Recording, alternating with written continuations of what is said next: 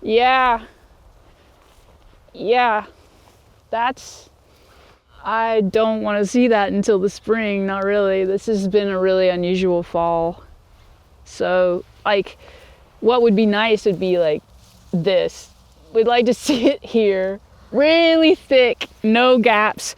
I would have taken this down, high mowed this, created that thatch. It just is a better cover. That's what I think. That's also what I've been seeing because we had the opportunity to work with this network of other, in addition to this farm, we've got 6 other farms that we work with. Anytime you can get somebody to put a little bit of a set aside and then have to manage the cover crop itself, then we can see these things like what happens when you really cut it down, keep the height low, and you start to build this thatchy sort of layer on top of a seed base.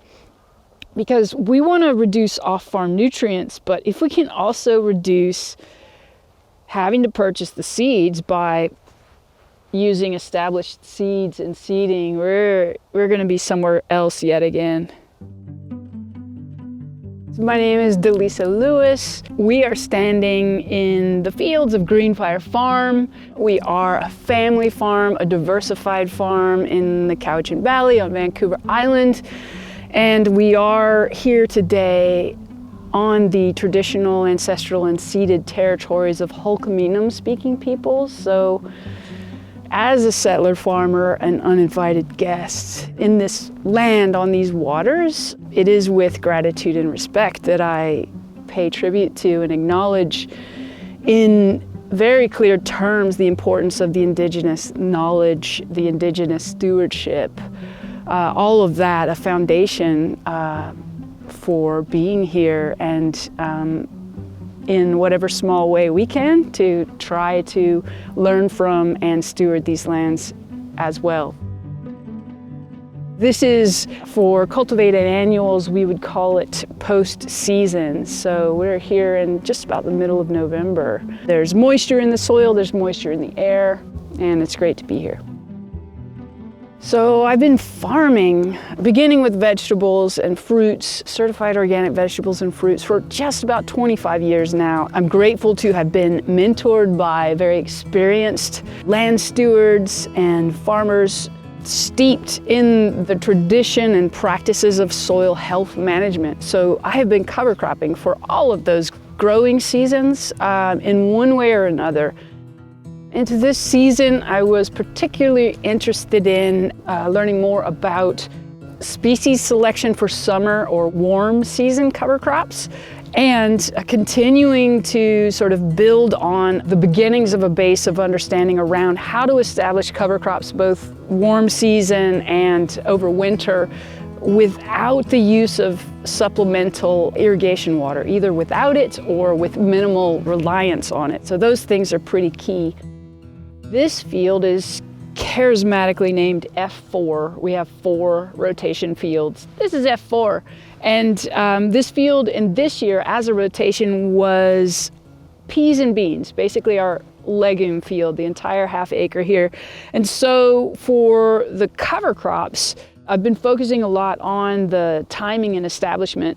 Just across this half acre, there's 4 different establishment dates and a little bit different mix of cover crop species. All of these are overwinter cover crops. And so these are basically just rye and a little bit of vetch, clover, 70 and 30%. So 70% cereals, 30% clovers and vetch. That was planted in mid-September. This was planted in late August. This was planted in mid-August. And so this one has, instead of the rye, it has a barley, an overwinter barley. But again, we're focusing a lot on that mix of cereals and clovers. This over here, where you can start to see these flags, is the long-term nutrient management project. It also has, because this is a randomized replicated trial, what look like bare patches. They're the control, so places where we don't want to apply any supplemental nutrients, even including the cover crop. So there's kind of these little squares of emptiness. But this one got in the ground fairly late, What we're looking at here is a much more diverse species mix, so it includes peas, clover, and 2 kinds of cereals in some of the plots, so a 2 species and a 3 species diversified mix. Down the way here, we're looking at a different field, and this was the cucurbit field in terms of our crop rotations.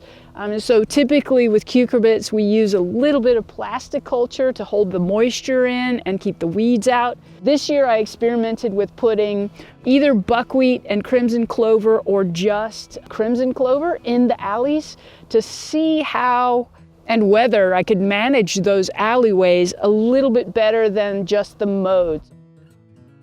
This little block of cover was established in second and third week of August, and it's mainly that mix of barley and clovers.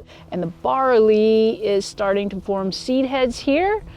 I'm really happy with what I'm seeing in terms of the density of the clover in this stand. And always, when we can get a nice, solid, thick block of cover crop at a slope to hold soils, that makes me happy as well.